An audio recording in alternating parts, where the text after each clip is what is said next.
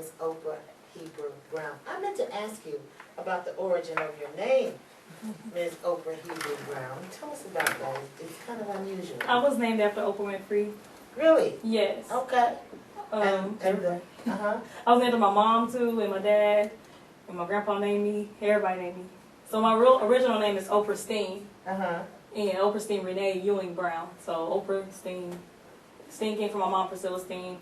Ewing came from my dad's last name, Renee. My dad's middle name is Renal. And Brown from my last name. For the Hebrew part? Hebrew, yes.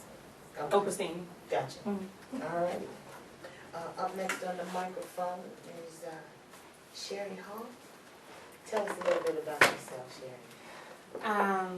My name is Sherry Hall. Stage name is Purpose. And let's see, same questions you've been asking everyone else. I started writing when I was 7.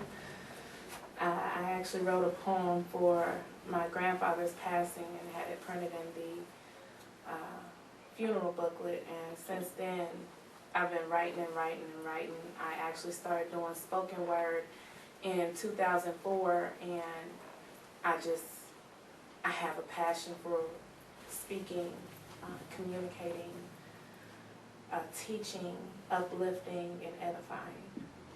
All right. Well, that's real positive. Purpose. The Swahili name, word for purpose is Nia. Nia. Nia. Oh, you're making me think about my kindergarten teacher. She taught us Swahili. The lovely, lovely kindergarten teacher I had, and saw that she was still teaching at Truth Elementary. No one teaches like her. Really? Yes. See, teachers make a big difference. Huge difference. All right, so what you going to share with us this evening? It's a piece called Red Tape, and I'm actually doing it tomorrow at a pretty big venue. I'm going to be at the Starlight tomorrow. And I've never done it before. Okay. So we're going to test this out on y'all and get the nervous shakes out. Somebody is calling on the phone. Are you guys expecting a phone call? You think we should take this? It's always kind of risky business. Let's see what happens. Let's see what happens. I like surprises. Caller, are you calling to speak to the Brave New Poets on 90.1 FM? Bold New Poets. Please tell us your name and what part of town you're calling from. My name is Sean Williams, and I sing Roger perform at the Neff Art Gallery. She did an awesome job. I was just wondering, when is her next event, or where are you guys going to be at? Thank you so much. Our next event will be at the Screenland Crown Center, BOLD.NEW.POETS Black History session, February 1st, 7 o'clock. Okay. Hope to see you there. All right, now do I need to, how much is it to get in? Is it still? Well, we can't give ticket information and that kind of thing on the air because we're a non-commercial station. So give some contact information, Raja, number, website, something like that. We can do. Okay, well, I will see you guys at the next event. Thank you. All right. Thanks Thanks you. for calling. 90.1 FM, kkfi, Kansas City Community Radio. This is the Thursday night special featuring the Bold New Poets. Forgive me, I was trying to rename you the Brave New Poets, but to be bold, you also have to be brave. I think they go hand in hand. I commend everyone who has the boldness and the braveness and courage in their heart to stand in front of a microphone and express themselves. You know, it's like putting your guts on paper and handing it to people, you know? But it's something that's healthy and healing and nurturing for everybody who gets a chance to hear. So I appreciate you for being watching, okay? And we're going to hear from Sister Purpose. Again, this piece is named Red Tape, and I feel like it's the voice of God talking through me to his people, just saying, appreciate who you are, who I made you to be, and quit trying to fit in everywhere else. The area is large, vastly populated with seemingly beautiful people, gay community, 2.5 kids, dog named Spike, and the like. I convinced myself that I was one of them, only to find the crimson barrier blockaded my way to lazy days in the shade, watching the clouds drift away. I must work harder. I must work smarter. I must pray for some way into the serene scene. The double-sided sticky enchanter of souls holds those on the fringe with wishes to be on the other side, attempting to use justification as a knife to make a permanent slit in its resilient thickness, yet none prevails. Selfishness wed non-communications, forming a stone wall obstruction with glass enclosure that either side might see what they deem to be the American dream, and while entranced in its odd beauty, no one ever thought to break the transparent frame. I want in.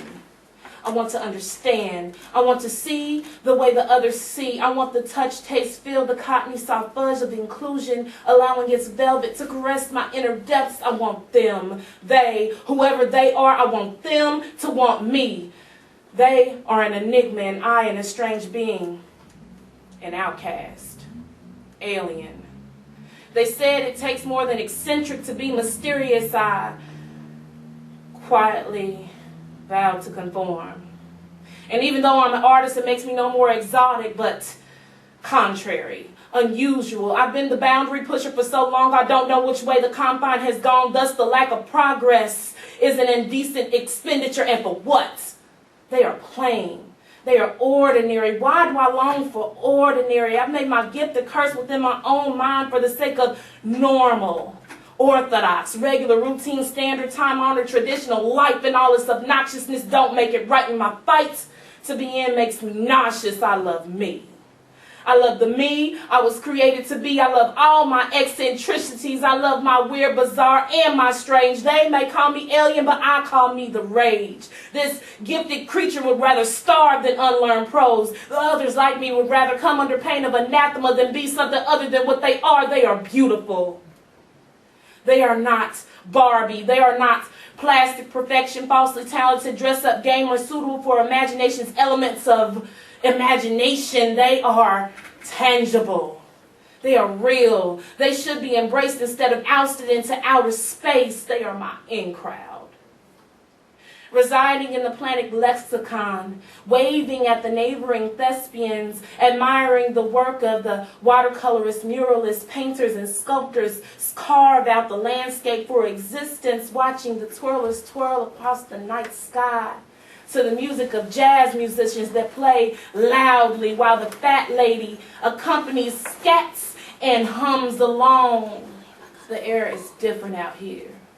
It doesn't incorporate the contaminant of fear. I now finally recognize that I don't complement that structure. I just am not like the others. We do not think the same. I couldn't survive their way. I was made different and special for a reason.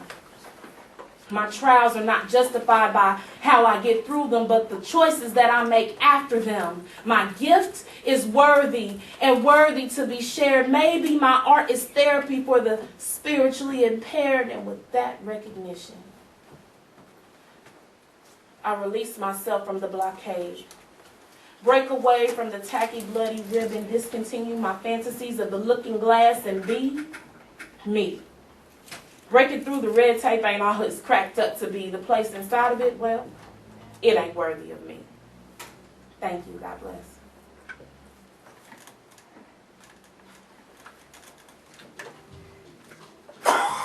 Excuse me. Thank you very much. kkfi.